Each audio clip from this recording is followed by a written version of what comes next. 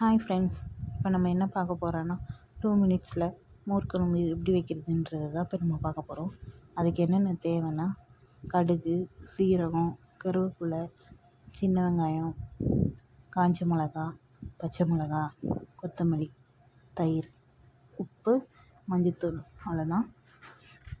First கடாயை அடுப்பில் வச்சுட்டு கடாய் சூடானதும் எண்ணெய் ஊற்றிட்டு எண்ணெய் காஞ்சதும் அதில் கொஞ்சம் கடுகு, சீரகம், கருவேப்பிலை எல்லாம் தாளித்து விடணும். அதுக்கப்புறம் சாம்பார் வெங்காயமும் போட்டு நல்லா கிளறி விடணும். சாம்பார் வெங்காயம் வந்து ரொம்பலாம் வதங்கக்கூடாது, சும்மா லைட்டாக வதங்கினதுக்கப்புறம் மஞ்சத்தூள், காஞ்ச மிளகா, பச்சை மிளகா எல்லாம் போட்டு நல்லா வதக்கி விட்டுட்டு நல்லா இந்த மாதிரி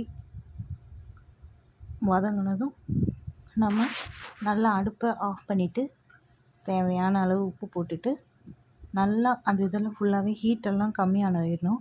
அதுக்கப்புறம் தயிர் ஊற்றி கிளறி விடணும். கிளறுனா மோர் குழம்பு ரெடி.